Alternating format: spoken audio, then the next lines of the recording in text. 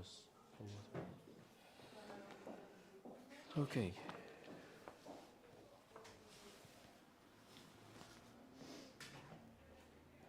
There we are. Okay.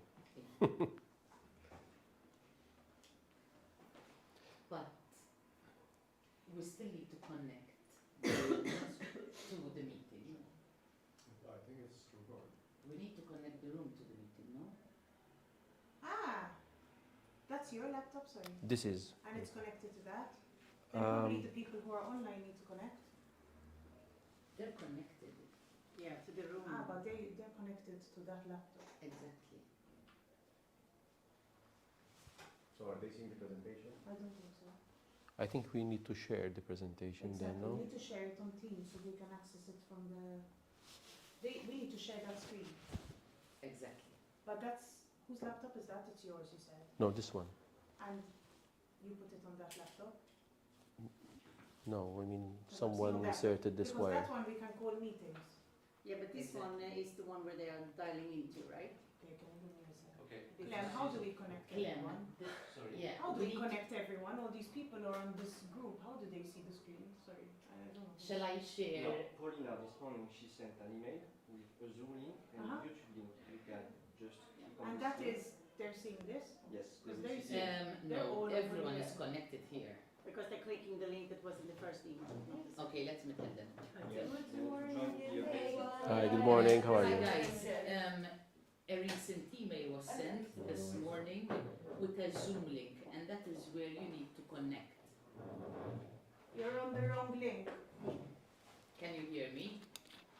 Just share it in the group, right? No, I don't send any email. But I'll share it in the, which, Gaming Hub or Logistic? Gaming Hub. Because they are on Teams or on Zoom. It's a Zoom link. No? Yes, it's a Zoom link. Am I still connected? Otherwise, in the recent email, It's a Zoom link, There is a and YouTube link as Elisa well. just shared it on the meeting chat, or else you can check your emails. I'm going to and leave. on emails there is a YouTube link as well. On? On the email, it's a YouTube link. Yes, and there is also a YouTube link on the email. Abigail, if you wish, there is a chair.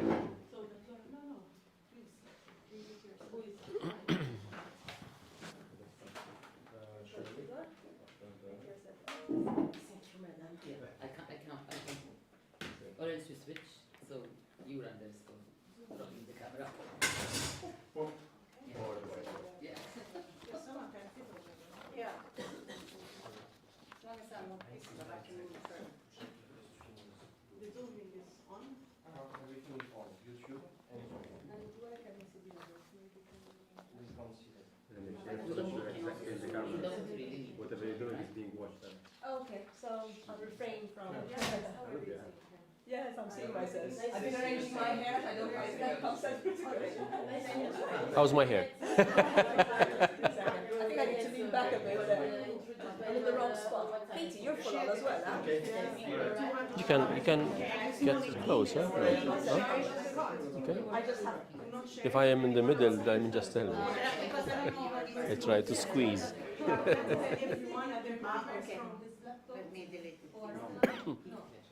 It's okay, yes, of course. Off your camera so that I only see the presentation screen. Not that you're not pretty to look at, but I would rather see the presentation. Can they say to turn off the camera so Shirley sees the I don't know presentation? where it's connected from, guys. I don't know where the connection is coming from. What's the issue? That laptop? Yeah. It's not an issue. Okay, so that group goes The to everyone. tech guy. Yes, he's Can Can you just Escaping. turn off the camera so Emily isn't seeing us and just seeing the thing? So you don't want the camera? Not us. She's seeing us. Revert, yeah. She doesn't need to see us. She needs to see the presentation. And this weekend. Or zoom in. That's Just yours. see- Ah, there you are. Exactly. Okay. And No, no, not you- like that. They're not seeing it. Maybe No, better focus on the presentation. The presentation. presentation, you shared it already, the presentation maybe? When they are on Zoom or on YouTube, they see the exact same screen as you. Good. So the video is small Okay. and the master full screen, the presentation. when we rewatch it, will we be able to see the slides? Yes. As long as they're on Zoom. Let And me show you everyone how needs it to go on looks like. mute remotely, I think it's important. Bless you. Bless you. Yeah, maybe you can tell everyone to go on mute. This is what we actually see on YouTube right now. Okay. Perfect. I stay in the other room to check the YouTube link because if I stay here, we will have an audio issue. Okay, good. Must have started there. Yes, it is, Someone doesn't have their Yeah. mic muted. Yes, and I'm hearing them from here, actually. Yeah. They're- Yes. Okay, then you have a microphone. Okay, so good morning, everyone. And if you can mute the sound, it will be better because we'll have some feedback over here. Okay. Do you hear me? Those who are online? Yes? Elisa, it's coming from Yes, there. all right. Okay. I think it was Elisa who wasn't muted. And Marie was And calling. Marie was Elisa. telling her. All right, all right. Yeah, but Seems quiet. I just told them I think there was someone in Lisa wasn't. Okay. No idea who Lisa is. Elisa Martin. Ah, Okay, so, well, good morning once again. I wish to have a session which is not one way, but if you have questions, if you have comments, if I was not clear on what I was saying, please stop me, even those who are online, although it can be a bit challenging to see raise hands or whatever, just in case, unmute and ask the question. I was told that Sigma is looking into venturing into a bit of a new, let's say, adventure, which is the world of diplomacy. Now, diplomacy, politics, maybe, I don't know exactly whether is one or the other or both of them. So I would like to give you a bit of a background how to deal with these people, which after all they are people, but have different responsibilities. So business diplomacy, as we can say it, and I put a bit of a challenging theme here. Are we in for a fight, or are you in for a fight, actually? I say no, but for a challenge, yes. At times, business and diplomats, diplomats are a bit, not so forthcoming towards business. And I say this also from my personal experience, that when you tell diplomats that they need to work with the business community, they become a bit, uneasy. Now, not all diplomats are like that, and one should know how diplomats are appointed, maybe, although it's not essential for you to know the whole process. But you need to know that there are diplomats that come from the diplomatic corps, so they are professional diplomats. And then there are others that come from even the business sector. With those, it's even better because they understand the business community much more than the others. So having a diplomat who is appointed, or she is appointed, with a business background helps a lot. And even through personal experience, you can see the difference and the attitude towards the business community. So yes, you do have a challenge, but I think it's the right thing to do. Why? Because in your work, your aspirations, you might need to face diplomats, you might need to face politicians. Now, both are different people with different interests, and it's good that you keep that in mind. But you have a challenge. You have a challenge for the reason that, one, it depends on the background, it depends on their attitude, and as we go along, we will see what are the other challenges that you have to face when dealing with diplomats. Now, I believe that both worlds, by world meaning the business and diplomats, need to move closer. I really believe that today, when we speak about diplomacy, it's not just shaking hands of politicians, of diplomats coming with different background and trying to solve some problems that the world is facing, crisis, the Middle East, this and that. But today, when we talk about diplomacy, basically, it's economic diplomacy. And I lecture at MEDAC as well, and these are people who are already working within either their respective ministries or aspire to become diplomats. And we focus a lot on economic diplomacy because the world is going, I think it's already there. So when diplomats and when politicians give instructions to diplomats, mainly is about economic diplomacy today. If you're doing business with someone, then you become friends. If you're not doing business with that someone, let's say political friendship or diplomacy comes to second or third as importance. So yes, today everyone is working to attract business, so economic diplomacy is at the top of the agenda, basically, of each and every country. Now, you are convinced as a company, because from what I try to follow, you're doing great, you have great aspirations as well, so you are convinced on this, but how to go about it, how to get closer to diplomats, to people that you need to influence to, of course, continue growing. Now, I think you have to have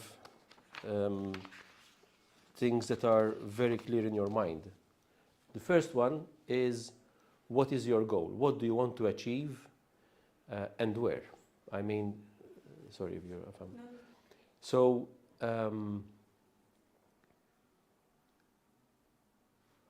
what is your goal if you want to approach a diplomat, and what are you going to say to them?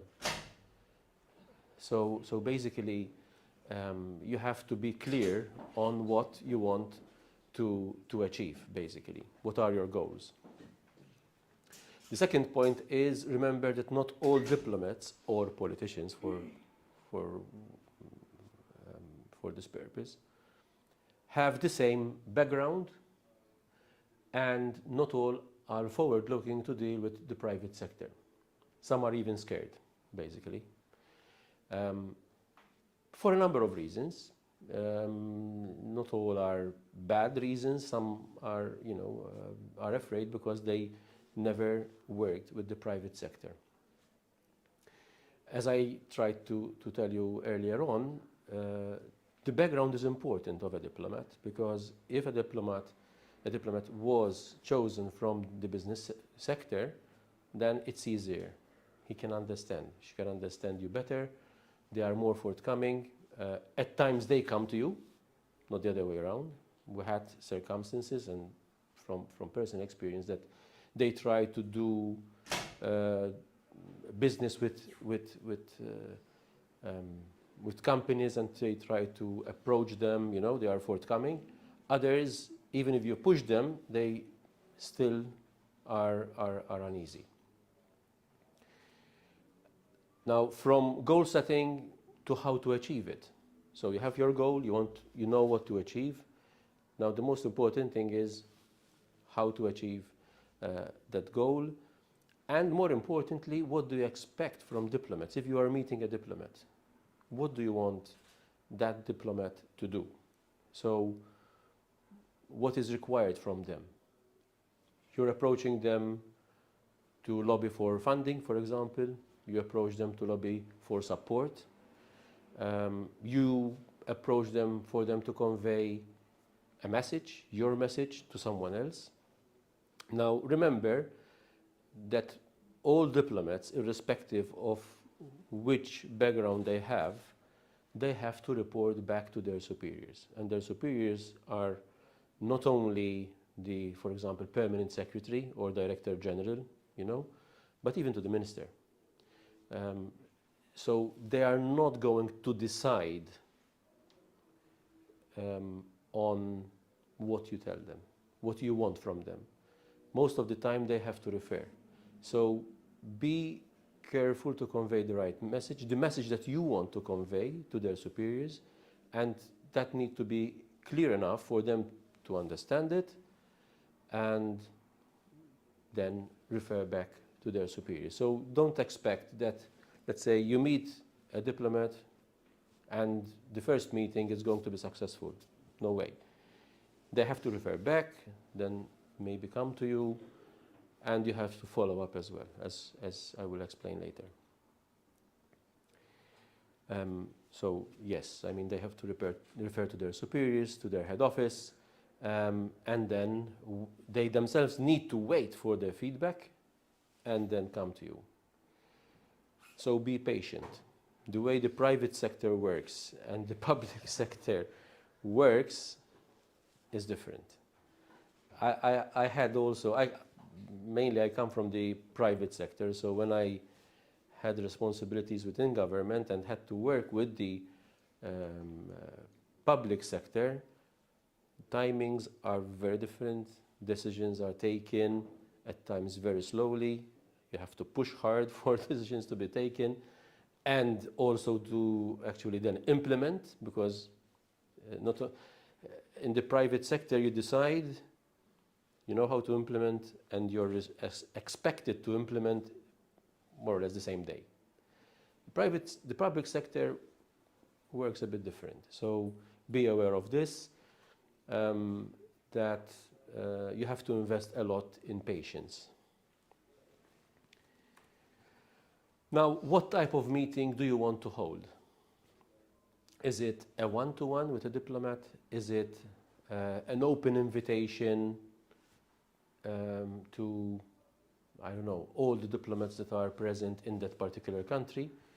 You are a worldwide organization now, so you don't focus on, let's say, one country or one region. And that is also a challenge in itself, as we will see. So what are your intentions? Are you going to approach a diplomat coming from a particular country? Or is it that you'll send an open invitation and whoever comes, comes? That is also part of your direction as a company, where you want to go, whether you want to be present in Africa. Is it the right time for you to be present in Africa or in a number of countries in Africa? Are you going to Asia? Are you going, so that is also part of your plan of where do you want to go. So, excuse me. So basically, this is also part of the goals that you as a company have, which direction you're going, and then how to approach and how to actually implement your direction as a company. Now, the banks have this know your customer. You have to know your diplomat. You have to know the people that you want to approach. And you need to prepare. You need to prepare also the details, of how to approach these people. They are human beings, but of course, some might be seasoned diplomats that if you do not address them the right way or welcome them the right way, they are a bit, not all of them, but you have different characters. So even the most obvious things, they might not be so obvious. Don't leave anything to chance, because the first impact may be the most important one. Even how to address them. You can't say, hello, good morning, but Your Excellency, Ambassador, or so and so, For some people, these are important. For others, these are not. But the way you welcome them, the way you make them feel even important, can play an important role. Now, formal versus informal. Even here, if an ambassador has a business background, I am not going to tell you, listen, be informal immediately, but by time there will be a bit of informality. Even, you know, you might speak about a football match that you watched yesterday, for example. But with some others, if you see even how they are maybe looking at you walking, even these kind of things, you can notice that this person is formal from A to Z. And no other matters will interest him or her because they are focused only on the work. So no talk about family, no talk about football, as I said, or whatever. Setting of the meeting place. Of course, this depends whether you have a one-to-one meeting, whether you have a bigger audience, but even the way you organize the room, whether it's a bigger setting or a smaller one, that's important as well. So make them feel comfortable as much as possible. Now, I know that you want to focus on the substance, but what happens around helps you to deliver and convey the message about the substance. Otherwise, they might say, okay, we came here for a meeting, or I came here for a meeting. We'll spend some time and leave, and I'm not going to be interested anymore. That might happen. That might happen. If you invited someone here, parking arrangements, for example, how to welcome the person, wait for the person outside, greet him, greet them, accompany them, you know. These kind of things are important because you're dealing with people that are representing their governments. And I said, their background is important. So some might not give so much attention to these little things, but these little things make the whole difference. Yes, please. If you're meeting and greeting, for example, the Prime Minister or something, is there a particular way you need to greet this person? Do you shake their hand? Like, can you tell us exactly what the process is? Yes, shaking hands is allowed. It's always shaking hands with anyone? For example, when Queen Elizabeth was alive, they used to tell us, don't put your hand first, but wait for her to give her hand to you. Okay. When it comes to Prime Minister, yes, you And is can. there a particular, when you say setting of the meeting place, let's say we invited someone very high up to come and have a meeting here at Sigma. Is there a process with the setup of the room? Do you need to have specific stuff on the table? Is there any kind of setup, or is it very relaxed? So let's say you invited the Prime Minister, no? I don't think that maybe to have a round table like this, maybe is adequate. Okay. It's more of a boardroom style, not a big one, because if the Prime Minister is coming with 1-2 people, you might be lost in a big room. So even how many people will accompany the Prime Minister, for example, that's a good thing to ask. Because if the Prime Minister is being accompanied maybe by a minister as well, maybe his chief of staff, I don't know who else. So even the seating plan needs to be accordingly. So let's say the Prime Minister is going to be accompanied with 3 other people and maybe some media, and we'll talk about media as well. And from your side, who's going to be present?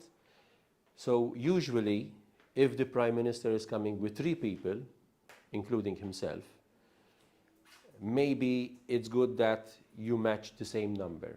So don't be like 10 people, 20 people against 3 people, you know? Now, if a number of people want to meet the Prime Minister, you can have a place where to meet and greet. But for the actual discussion, it's good that both delegations have the same size or not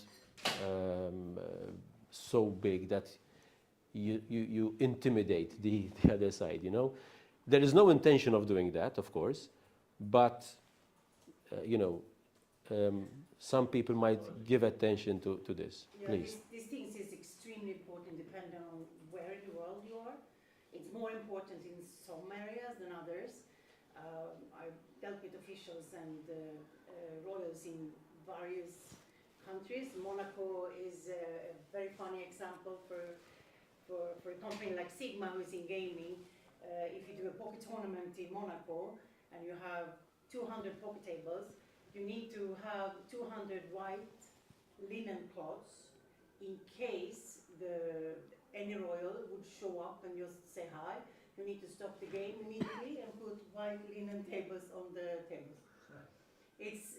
So it's very important to research not only the people coming, where they come from, the background, but also the country you're in, because what is applicable here would perhaps not be applicable in Dubai, let's say, for example. Spot on, because here we have culture, for example, Yeah. food, religion, language. So if I say something here in this context, you will not feel offended with something that I say. If I say the same word or words in a different environment, maybe a Muslim country or whatever, they can be offended with what I say. Even jokes, habits, you know.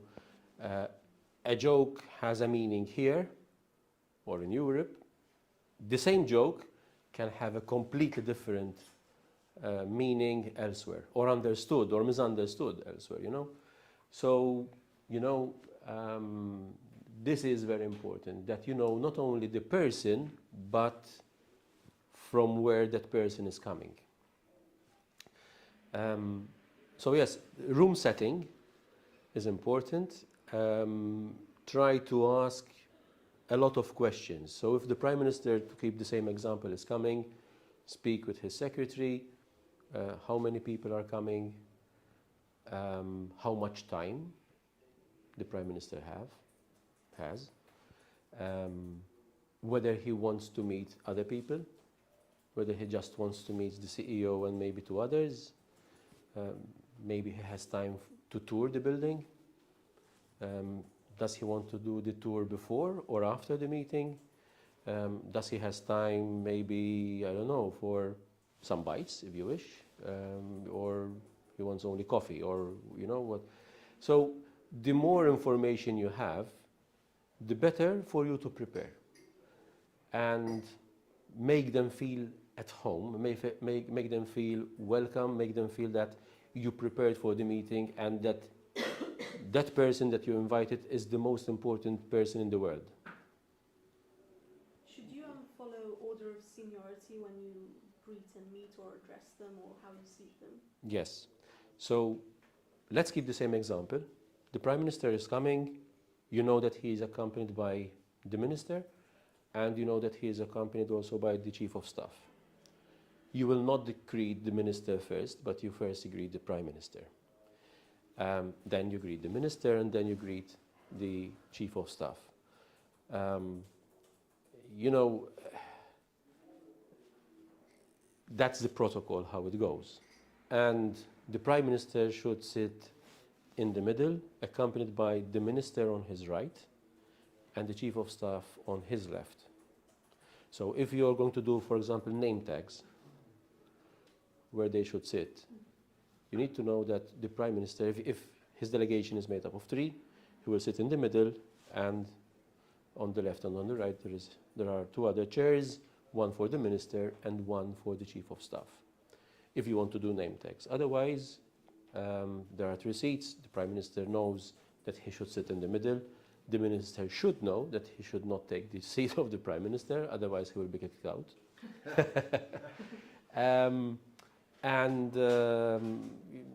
You know, so you lead them to their place, basically, by showing them where they should sit. Even on which side, for example, Because if, let's say, there are 3 chairs on one side and 3 chairs on the other side, you have maybe some notes or something already on the table. So you shall lead them on their side, and then the CEO and your representatives are on the other side of the table. And if, for example, we have a lunch with a different ambassador from different country, how to decide how we will place them by country, if they have the same title and... Yes, so ambassadors have the same title everywhere. So Your Excellency or Madam Ambassador or Mr. Ambassador or whatever. But there is also, yes, yeah, no, By title. no.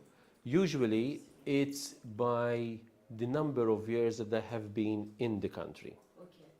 Now the habit here is that, let's say, the most important diplomat in the country here is the nuncio, the apostolic nuncio, who is representing the Vatican. This is not always the case in other countries. Is here, I know that it's here, that even if the apostolic nuncio just came and presented his credentials, here you will not have a her, it's always a him.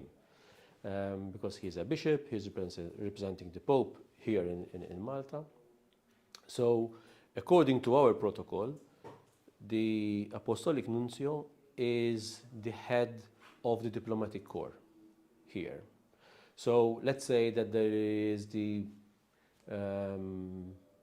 New Year greetings, and the Prime Minister, the President invites them for the greetings.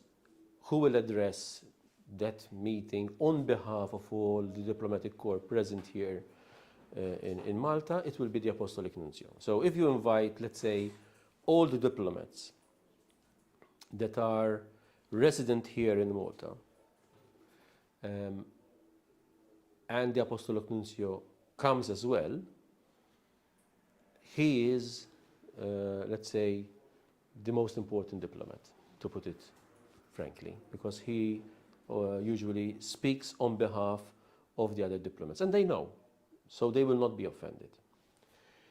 Now, another thing, some diplomats coming from certain countries might be, under threat, not individually, but because they are coming from a specific country. So they have security with them. 2 cases, for example, the US ambassador, all over in the world they have security, including here in Malta, and the Israeli ambassador always has security with him. Now, we don't have a resident ambassador here, but I should explain this. So, some countries have an embassy here in our country, but not all of them. But these countries do have a diplomat who represents them here in Malta. They might be residing in Rome. So you can have an ambassador, let's say the Slovak ambassador who I met recently. So he is accredited to Italy. He is also accredited to Malta. He is also accredited to Tunisia, I believe, and even to San Marino maybe as well. So, so he is a resident ambassador in Rome because he is accredited to Italy as well. He is accredited here. So if you want the Slovak ambassador to come here, please note that he is not residing here in Malta, but he's residing in Rome. But he is still representing his country in Malta. And we have more or less more than 80 ambassadors that are residing in Rome and also are representing their respective countries here in Malta, but they are not residing here. So that's why I said earlier on, what is your goal? Is it to send an invitation to everyone? Is it to send an invitation to a specific group? Is it just an individual because you want to tackle that country, for example? I know that you're working on Rome now, no? So the Italian ambassador is resident here. So if you wish to have a discussion with the Italian ambassador and invite him and whatever, they have an embassy here, and the Italian ambassador is here. Let's say that you want to do something with Slovakia. Then you will not find an ambassador who is residing here, but you have an ambassador who is residing in Rome.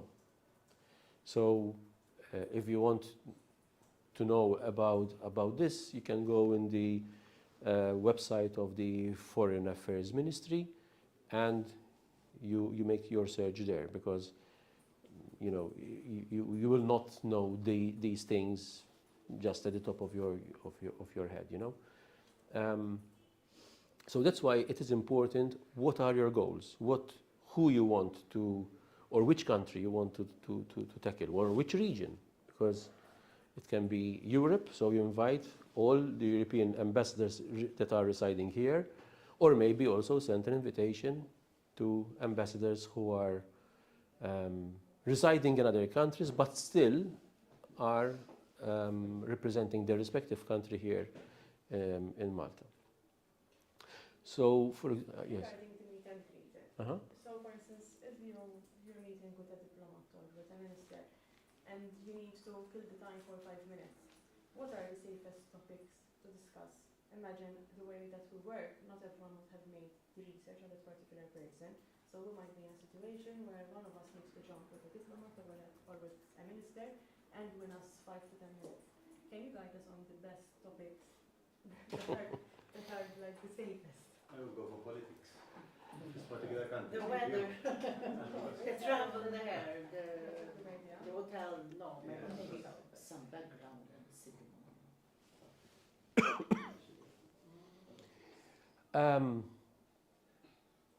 Other topics you should never discuss. Maybe that's it. Well, it depends with whom you're meeting. So Abigail's question is, I don't know whether those who are following online heard it. So if you have to kill 5 minutes for a reason or another, first of all, try to avoid that. Try to avoid that, because let's say, to keep the same example that Emily asked before. So you're inviting the Prime Minister here. Definitely let's say the CEO or the top person in Sigma needs to greet the Prime Minister.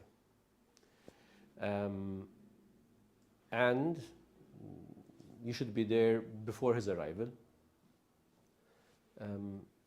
The Prime Minister is allowed to be late, but the CEO or the most important person in Sigma should not be late. Now, it's of course nice that everyone is on time, including the Prime Minister himself. But some people are allowed to be late, others are not. That's life. I'm sorry for you, but that's how things are, whether we like it or not. So ideally, you should not have this issue that you're greeting someone, let's say the Prime Minister or a diplomat, and that he or she doesn't know where to go, does not know, who will greet them. Now, if you're walking in, you have some, let's say, small talk, Good morning, Prime Minister, how are you? We can say, we're glad that we have nice weather today, yes, this and that. Well, if you say, are you busy, Prime Minister? That's obvious, he's going to say, yes, I'm really busy,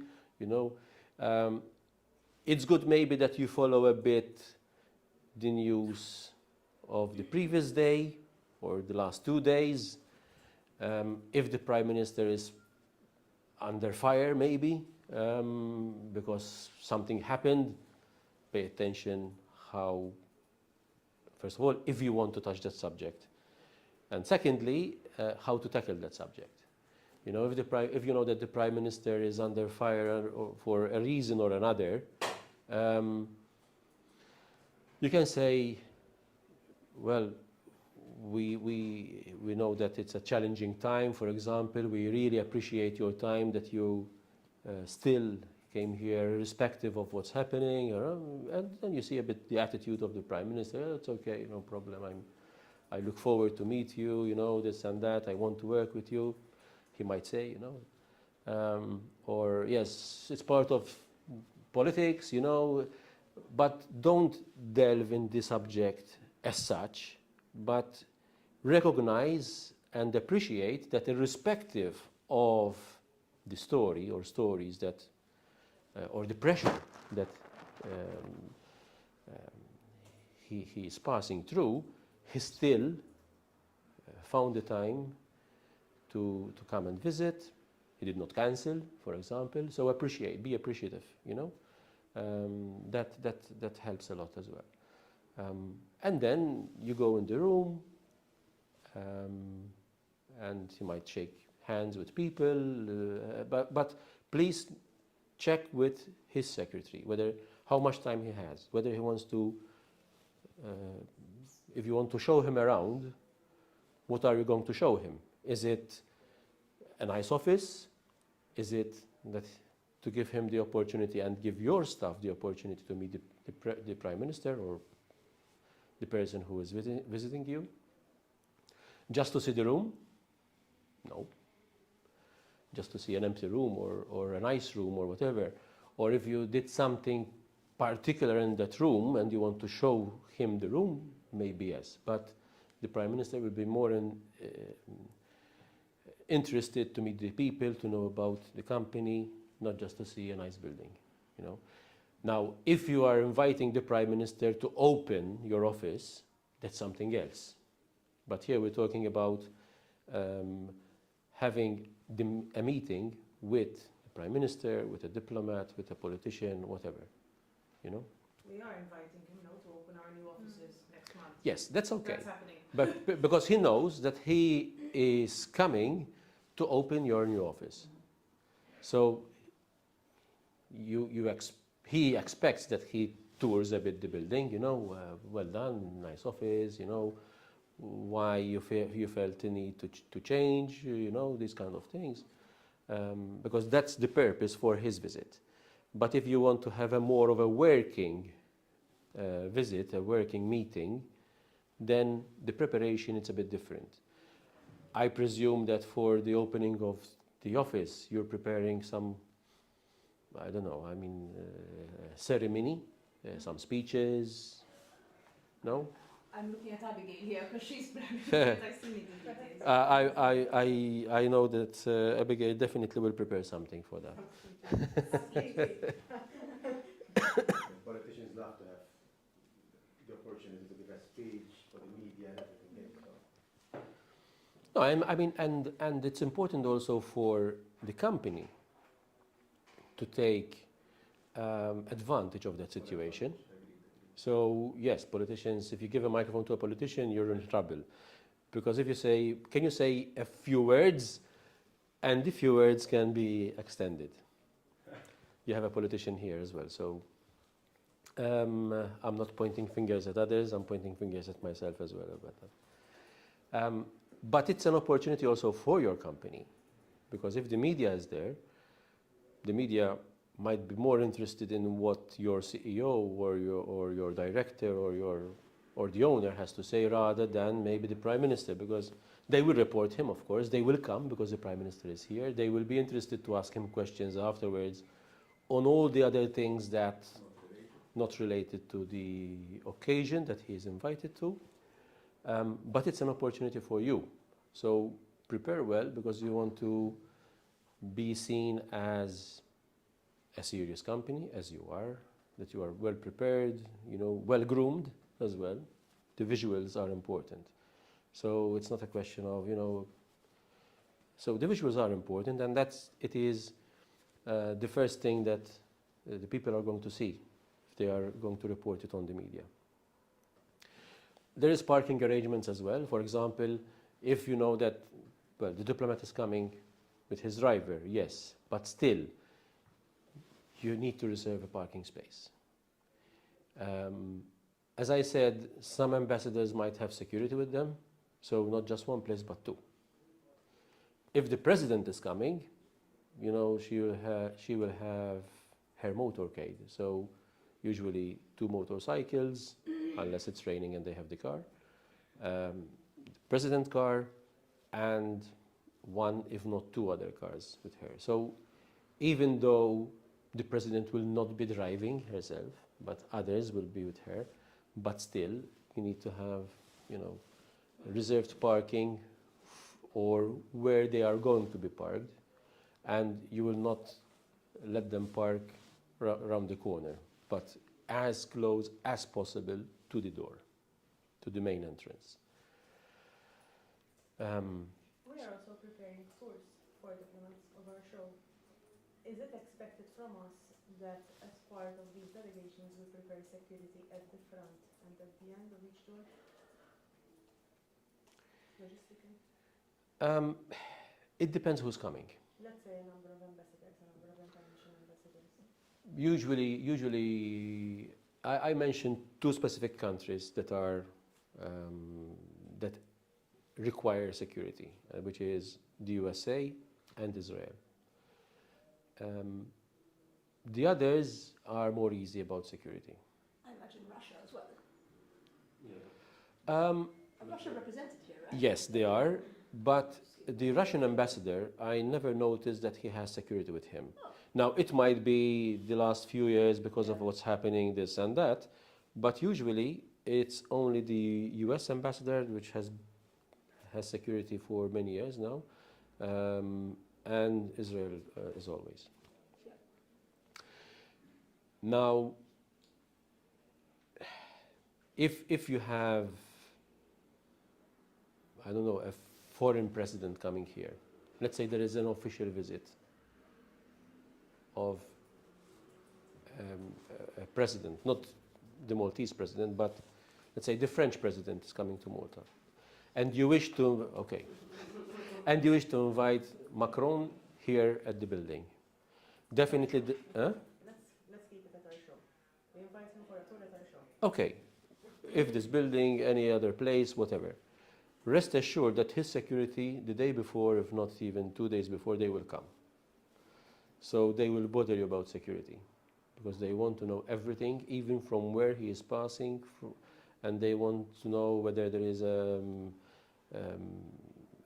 means of escape just in case something happens, you know.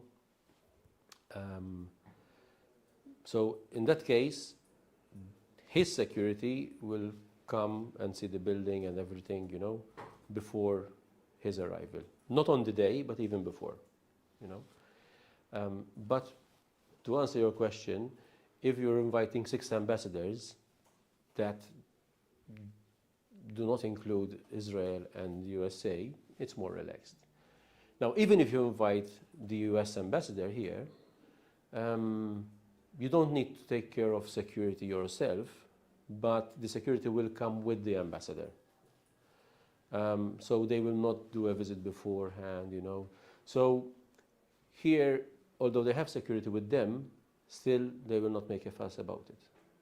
But it's good that you know about these things, first of all, because if you see someone coming with them, you know that is her personal security, because the US ambassador is a female, and is going to, even the new ambassador, US ambassador, is going to be a female as well. So President Trump is sending us another female, no problem. Dress code. Now, if you invited the Prime Minister, if you invited a diplomat, you need to be properly dressed. So if usually you come to work with a jeans and a t-shirt, that's not appropriate if you invited someone. So, you know, dress code is important, and maybe man a suit, a tie as well, I think. The tie still, but by then it's like the tie is just being phased out. This is a good question as well.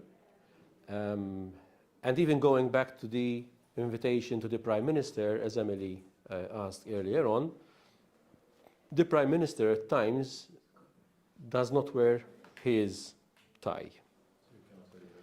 So that is a question for you to ask when preparing the meeting with his secretary.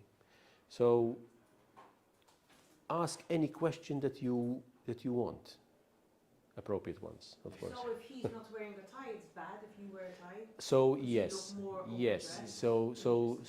So ask his secretary, do you know if he is coming with a tie or he will come with a tie or not? Okay. And she will tell you, well, usually he does not wear a tie for such meetings, for example, or such visits, but I will come back to you.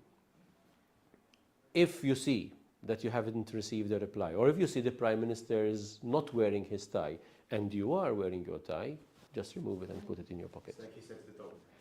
Yes. Yes. Flags, at which level are they expected? Listen, if you're inviting the Prime Minister, so the Maltese flag and the European flag, yes. If you're inviting a number of diplomats, there is no need for flags. Because otherwise you have to, let's say you're inviting 6 ambassadors, 6 different flags, and then some flags are close to each other, so I have to make sure that it is the appropriate flag, and some faux pas happened even in international meetings where either the name of the country was not correct or the flag was not the correct flag, and that is a big thing internationally. So I will not go into having, let's say, 6 different flags if you're having a meeting with diplomats. But if the Prime Minister is coming for this event, at the background or on the left corner or right corner, whatever, you can have the Maltese flag and the European flag, even maybe because if the Prime Minister is going to answer questions, he can use that background. Of course, his people will tell him which background to use. Or he can also have the Sigma logo or whatever at the background and use that background. The thing is that he might be asked questions not related to Sigma, but on other issues, some that are hot topics politically. I don't know whether Sigma will be happy that the Prime Minister will have the background of Sigma and being asked about I don't know what, which has nothing to do with Sigma. So that is for your interest. So if you have, let's say, the Maltese flag and the European flag, you might discuss with the people accompanying the Prime Minister. Usually there is a media guy with him or a person.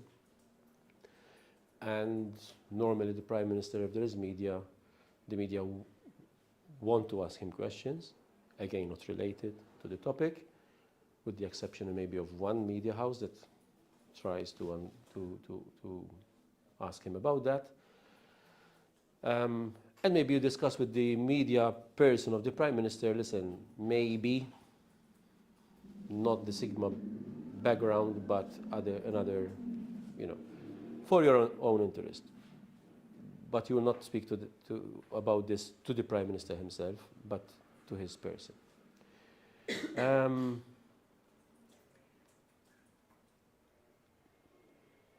So that is why first I said, listen, what type of meetings you intend to have? Is it a one-to-one? Is it in a group? So is it classroom style? Is it around the table? Is it, it depends. Do you make formal introductions between people or let them assume they will approach who they want to approach? People, you mean the diplomats, or what do you mean exactly? Yeah, your guests. Your guests. Okay, so let's keep the same example. Let's say that you invited 6 ambassadors who are all resident here in the country. My assumption is that they know each other already. So I will not start let's say that you organize the meeting here around the table and you're chairing the meeting. I will not start by saying, well, you introduce yourself because they don't know you, something about your background, what are you doing here. But I will not ask them to introduce themselves because they already know each other, you know. But they don't know you. So there is no need for them to tell them, listen, can you introduce yourself? And they are all diplomats and they are from the same circle, they know each other. They don't know you, so you present yourself. Thank you for coming here, good morning, welcome. My name is so-and-so. My work here is this, and thank you for coming. I would like to talk to you and share with you my thoughts on this and that, so on and so forth. Allow time for questions, for comments, yes, but no need for them to introduce themselves. Let's say it's a more of an informal reception standing. You wouldn't say facilitate introduction, like please meet so-and-so, they're from wherever. Okay, so the setting is different now, according to your question. Your question is, you have a reception, standing up, and you have these 6 ambassadors or more, whatever, and you have other people in the room, and maybe someone of the people that is invited and that you know would like to meet, I don't know, the Italian ambassador. So you can ask your colleague to come with you and ask the ambassador, Your Excellency, I would like you to meet, or this person would like to meet you and maybe have time to speak to you. And you introduce, this is my colleague, and then His Excellency the Italian ambassador, and you can, that yes. But the setting is more informal. It's a reception, standing up reception, you know. So no speeches at that point in time. You might have a speech from, I don't know, the CEO or someone, but then the setting then is even more informal because of the reception. If you're sitting down and you have a presentation to them, you want to deliver your message, it's different. Does this answer your question? Okay. Yes. Let's say for the time when the Prime Minister will be invited, in terms of the speeches, I believe the Prime Minister would deliver the last speech? Yes. Yes. So even because you need to welcome your guest. So let's say the CEO takes the podium. Good morning. I welcome you, Honorable Prime Minister. Thanks for finding the time. I also welcome the Honorable Minister, maybe the Minister for Economy is coming with him, you know, and your delegation, whatever. So the Prime Minister will take the podium last. So the most important person will speak last. That's always the case. In terms of seating, now it depends who you're going to invite. Let's take the same example of the opening of your office. You can have 2 sides and a corridor in the middle, for example. So you have chairs on one side, chairs on the other side, and a corridor in the middle. So when you greet them, you pass from that corridor that you created. Do you have a question or? Guys, one of you is not muted. You have a question or?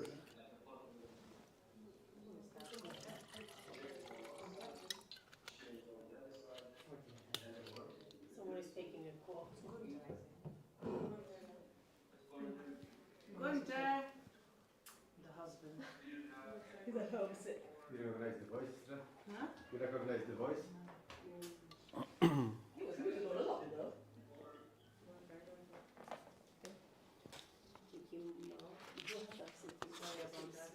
No problem. So No. you were saying there's seats and an aisle in the middle. Yes. So basically, the Prime Minister takes the first seat on, so there's the aisle on the right side, and then his delegation, or your CEO or whatever sitting next to him. But ideally, you have, if the minister is coming with him, so you have the prime minister, the minister, and maybe his delegation, and you sit on the other side of the aisle, of course, according to seniority within the company. In the aisle, then you would have our CEO in the aisle. Yes, as Kind well. of like a matching. Yes, yes, yes. And when it Um, comes to lunches, maybe you can expand on the fact that you cannot mix and match. If you have ministers, if you have consulates, if you have ambassadors, maybe you can explain to us that it's like they have to be in different sections. Now, there are two ways of doing that.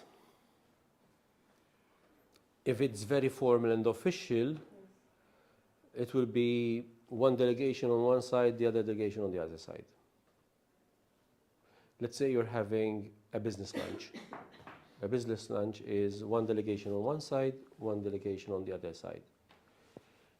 If it's not a business so formal, you can have both delegation mixed on both sides of the table. I'm assuming that the table is not a round table, but it's like We'll be having lunches in cabaret style.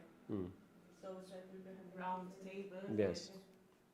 10 chairs, for example. okay. So in that case, you have to mix the delegations. So it's not like so you still will have the top table. So there, the prime minister, if he's invited for that lunch with your CEO, for example, or whatever. Then the minister will be on the second most important table with your second most important person, so on and so forth. So that's how it goes, no? That's Maybe we do not mix ambassadors with ministers on the table. In this no, you case, can. We can. You can, yes. So it depends who you are inviting. So yes, you can mix. No one will be offended if No, the no, no, minister is on the no, same no, table no. with an ambassador. No. It happens also, let's say during official dinners, you have that. But during official dinners, let's say if you have a foreign dignitary coming, to keep the same example, so you're happy about the French president. Pardon? I will be happy with any of the president. All right. So the French president will be on the top table with the Maltese president, if she is hosting the dinner. The top table, the prime minister will be there. You know, if it's a state visit, then you have other dignitaries there: Speaker of the House, Chief Justice, Archbishop, whatever, and someone also from the French delegation. But then you have other tables, and all the other tables are headed, for example, usually by a minister, and it goes also on seniority.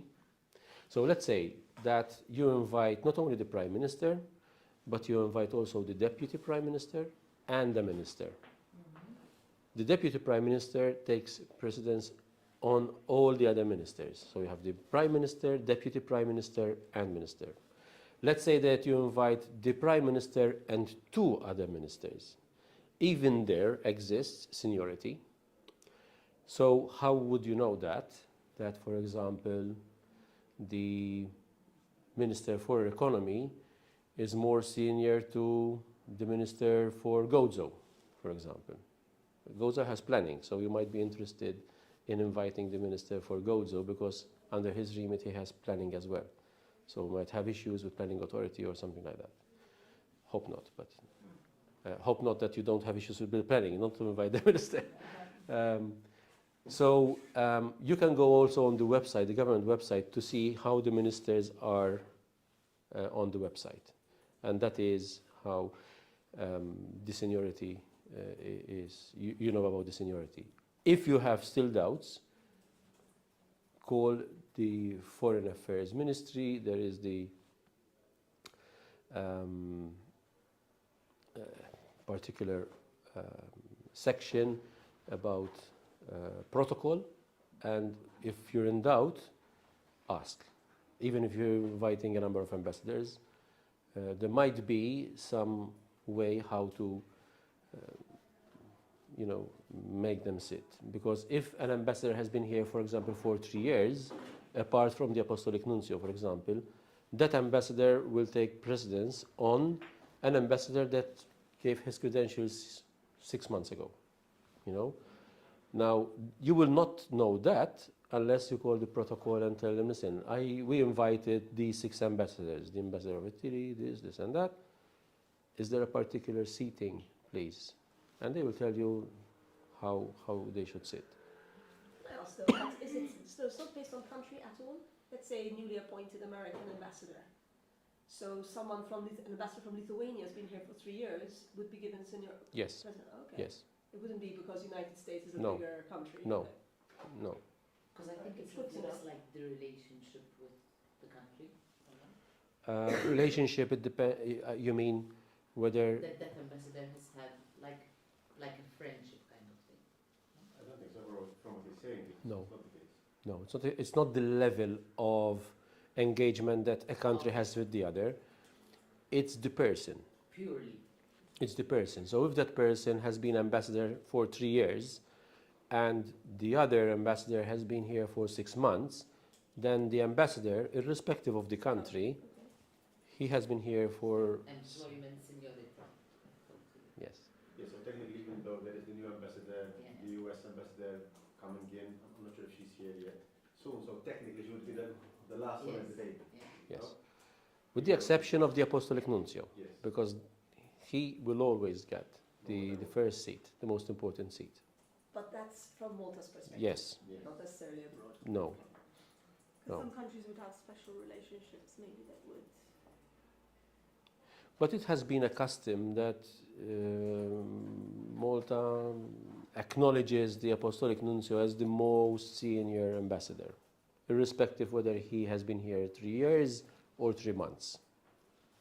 But could it be that, for example, just like we treat the Apostolic Nuncio, whatever, as the top-ranking ambassador of sorts, could it be that there are other countries who would treat, for example, I don't know, Israel would treat the American ambassador just the same way we treat the Apostolic Nuncio? It can be, but it can be on the number of years that the ambassador has been present in that particular country. As well. For example, here, the Palestinian ambassador, he has been here for many years. So presumably, he will be sitting next to the Apostolic Nuncio if you invite the Palestinian ambassador, because he has been here for, I don't know, 6, 7 years almost. But it depends on the setup, what are your intentions, how to organize the meeting. That is why, if it's a one-to-one, you don't have any issue. A nice office, well presented, I mean, maybe you put some water or you offer coffee, or tea. Some prefer tea, not coffee, That's... so it's good to, I don't know, I mean, the English ambassador, UK ambassador, more likely to have tea rather than coffee.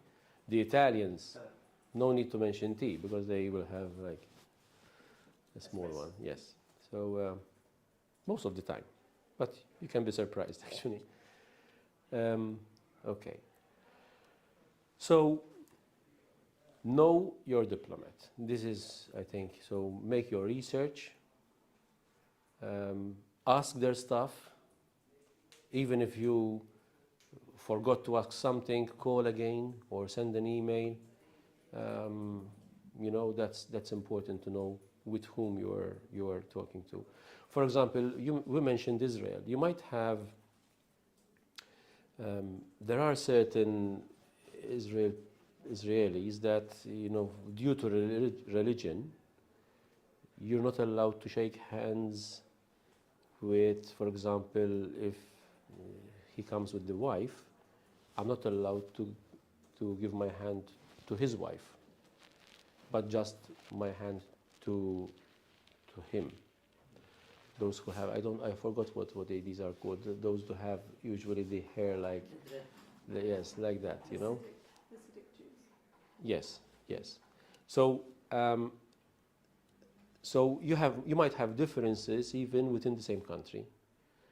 So would you try and avoid seating people that might clash, maybe, where there's particular tensions between countries? So let's say that you invite the US and the Russian ambassador. Or peace talks.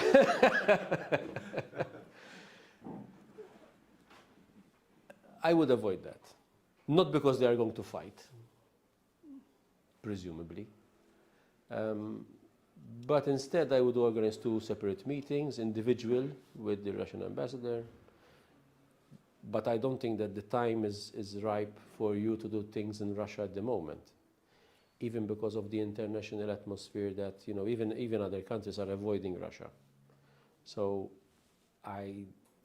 because then you will be delving into a bit of a dangerous territory, because other countries might look badly on your company.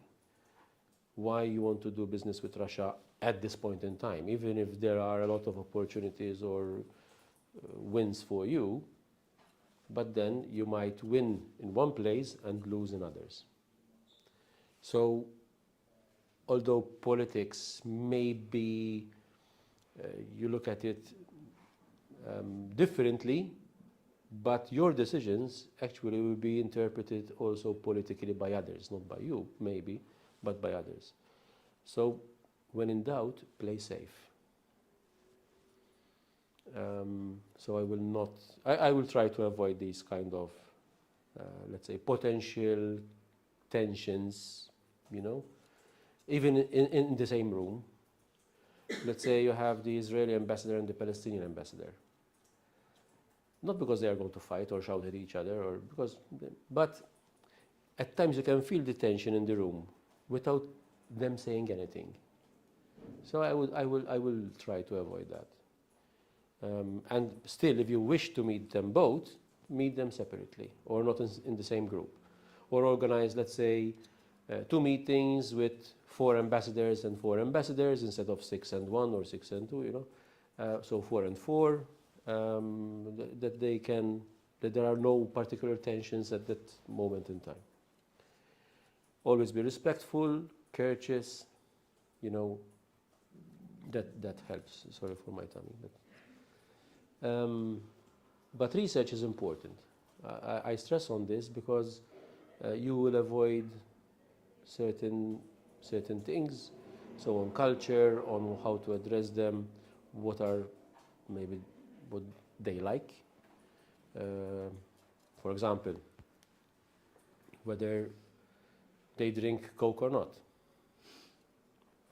President Trump doesn't drink wine, for example. Now I don't think that you're going to invite President Trump here.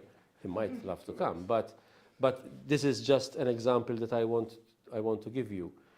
Even the Prime Minister likes to drink Coca-Cola, for example. You might have one at hand, so if he asks for a drink or whatever, you can offer him, for example, if you know that. So the more information you have, the more prepared you can be. Doesn't mean that you're going to present them their favorite drink, but if it's handy enough, they appreciate that it was handy enough and you were quick enough to bring one at the table. You know, these kind of things might happen. And how the barrier language are addressed to on those type of meetings or lunch or whatever? Because I am thinking of our previous president, for example. French, we don't have a good reputation we don't have good English level or whatever, and even our previous president, for example, he wouldn't align proper sentences. So how does, I hope he was not the only one in this situation, but how those things are addressed during such, should we consider their language if the ambassador maybe have a bad English level or these kind of things? You might consider to have an interpreter, for example. Okay. But usually, the ambassadors that are accredited to Malta, they have a good level of the English language for obvious reasons. So remember, the country that is sending an ambassador keeps in mind also the culture of the country, the language that they use in that country, and they will try to find an ambassador that speaks the language. If not the native language, Maltese, but the official language, the other official language, which is English. If an ambassador is going to be accredited in Rome, they will try to find an ambassador that speaks Italian. So, yes, it's a good question that you asked about if they are fluent enough in English or not. I will take it for granted that if they are accredited to our country here, to Malta, they have a good level of the English language. I will not be so worried about that. But it's good to ask, just in case. For ambassadors, yes, it makes sense because they are most of the time living in the country, but for higher people like president or sometimes king of some country, like sometimes that the English isn't that. Yes, but usually they will have They will have their an own. interpreter Okay, with so them. it's not the host that needs to take care of this Um, issue too. I don't know, should we try, imagine we have the previous French president, because I have this example, if we hosting him here, should we take care of make sure that maybe we have translated the presentation in his language, or it is in our hands to take care of this? Okay, so here we have two issues. One, if you're going to give them a presentation, so let's say you prepare a presentation for them to give, so like a package or literature, you know, whether that will be in the language that he or she knows most. Let's say you have a French president, so preparing it in French, for example, or during the discussion where an interpreter will be essential. Now, I will ask also his team whether you are also going to avail yourself of the services of his or her interpreter, or it's better for you to have your own interpreter. I will ask this question, whether he's also going to translate for you, or he's translating only for his president, because then if he speaks in his language and the interpreter is exclusively for him when you speak, so you need an interpreter, your own interpreter, unless, because you listen, yes, he's going to interpret for both of you. So the interpreter of, let's say there's a foreigner, let's say one of the kings of whatever, Let's say the French president, No, although he speaks English, but never mind. I was under the impression that the interpreter he would have, he would be translating both our message to him and his message to us. So it's not a given that. So I will still check about that. Okay. I will still check about that. Now, let's say that you have two world leaders, President Putin and President Trump. Yeah. For sure, I mean not present here, I'm just imagine, a picture that they are meeting each other. You will see two persons sitting next to them or standing next to them. Why? Because they want to make sure they will not rely on the other interpreter. Now, this is taking it into extreme. I will not say this in your case, but just to keep in mind that when it comes, let's say, to very serious business, international business, both leaders will have their own trusted interpreter. Okay? Now, in your case, it's more relaxed in this, but I still will make the question, will put the question to his people, whether he will have an interpreter in the first place, or whether you are expected to bring an interpreter, just in case. Even if we're doing media interviews with them, for instance, like an American ambassador who doesn't understand and there is a language barrier. In that case, it's expected that Yes, definitely. Usually a diplomat will not have an interpreter with him or with her. We have more chance to bring them if we offer them this opportunity to bring ourselves the. Yes, Okay. yes. So, I believe it will be a huge point Yes. for us for Brazil and Uh-huh. in Asia. So we have this. We can have this issue sometimes. that's why I repeated a number of times, know the person you are inviting. You mentioned Brazil, for example. I had met an ambassador who was accredited here to Malta, but he was resident in Rome. He had perfect English. Perfect English. So in that case, it was not a problem. But it can be an issue for someone else. That is why you have to make your research, ask the questions, even with regards to the language, whether he or she feels comfortable in giving an interview, for example, in English, or whether he or she will sit for the interview, but they might need some help, some assistance from a translator. And then the question is, will you have one with you? If not, we will provide one. You know? So, yes, research on the person or persons you are inviting is crucial, because the level of preparation and detail will come from the questions that you put to the secretary or whatever, you know, the person in charge of, from the other side of the meeting. Now, managing expectations, and this takes me back to how the private and the public works.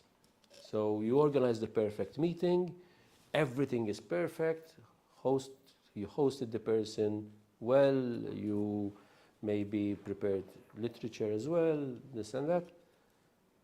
Don't expect that in the first meeting you have a complete agreement, irrespective whether the person is a diplomat, and remember, a diplomat has to refer back to head office, to his boss, or there can be more than one.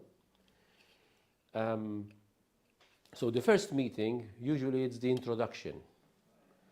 And progress, hopefully, will come gradually.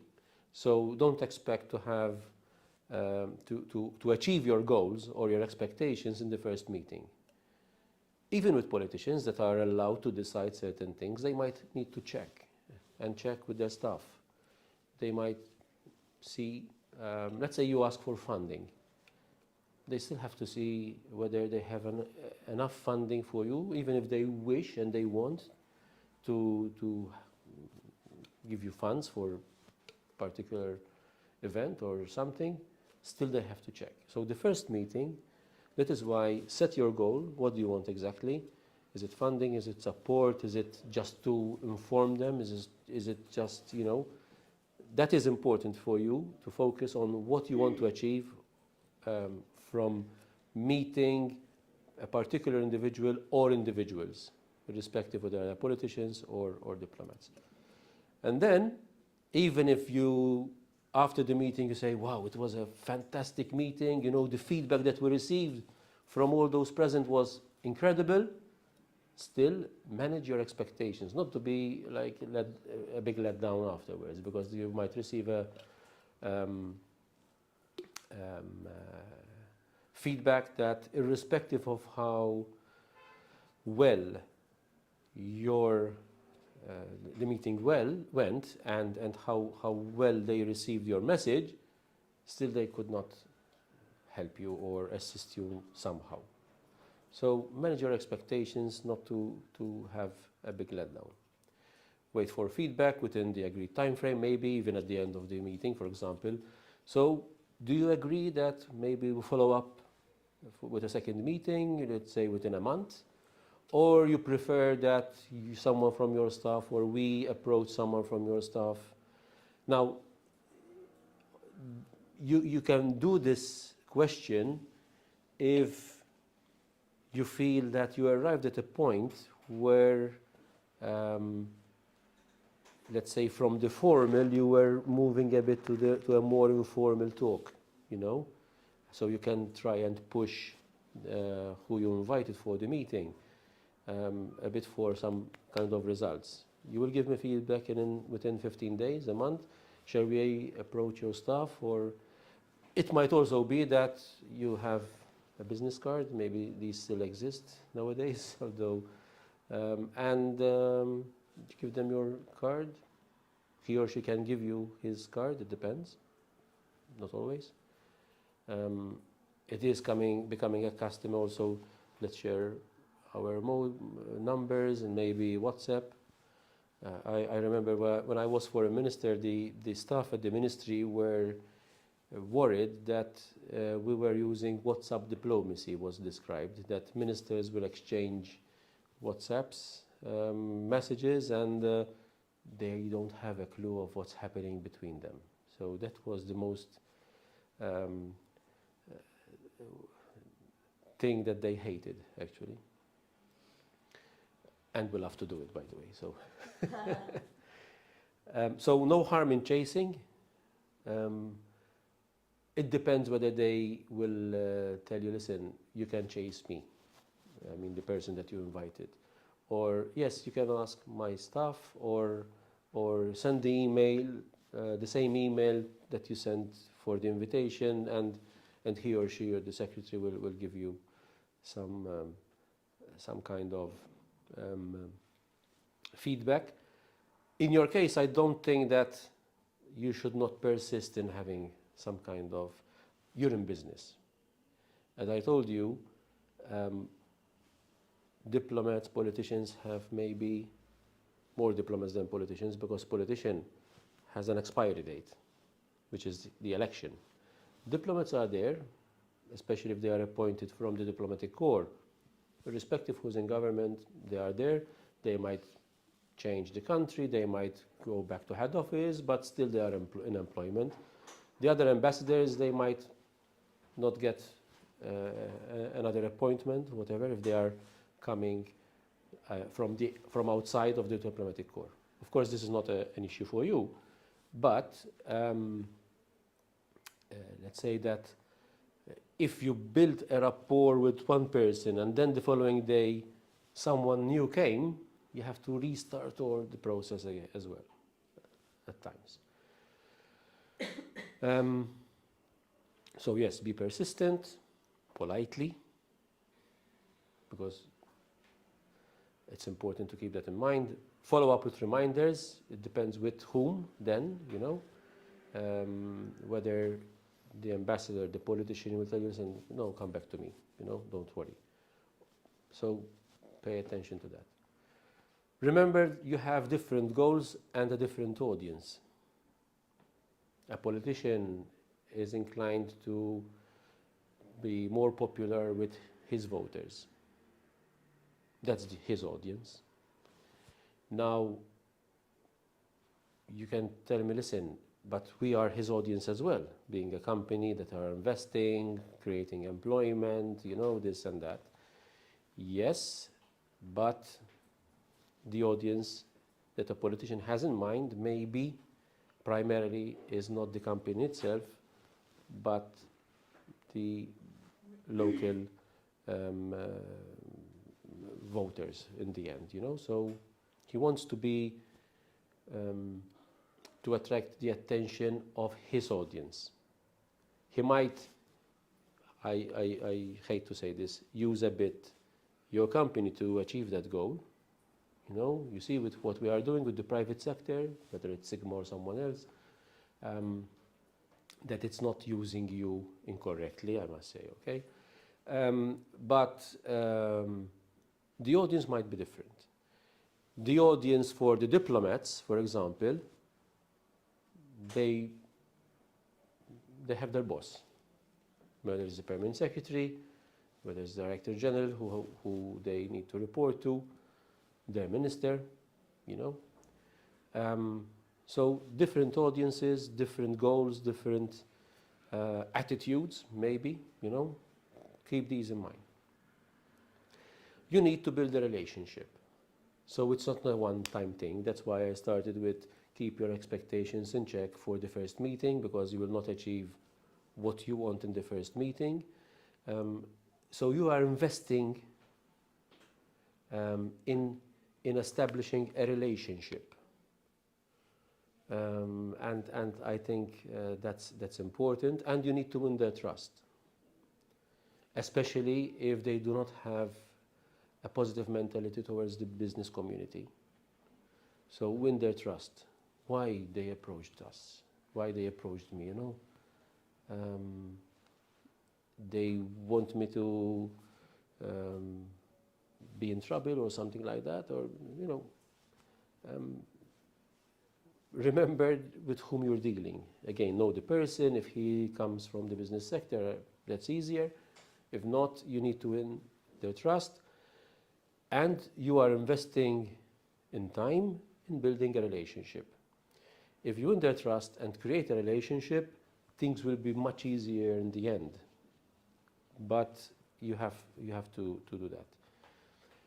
And the last point here is they might need time to understand.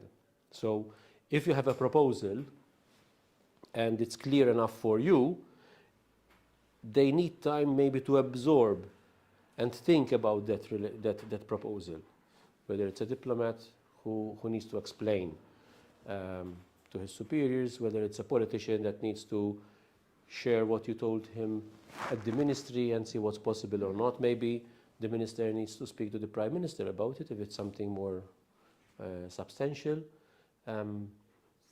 So yes, these are things that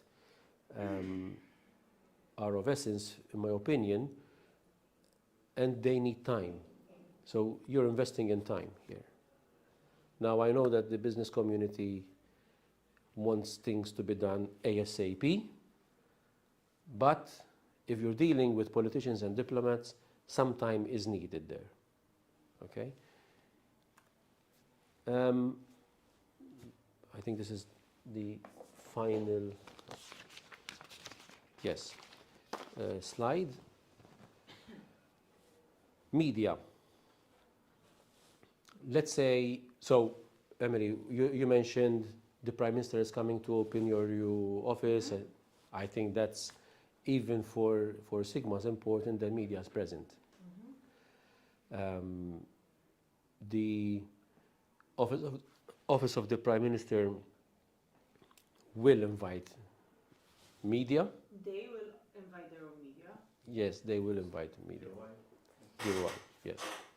Still, it's good that you check and you know about this, but usually if the Prime Minister is coming and the Prime Minister is giving a speech, DOI, Department of Information, in coordination with the Office of the Prime Minister, they will invite the media. But it's good that you ask, because you might also need to prepare a place for the media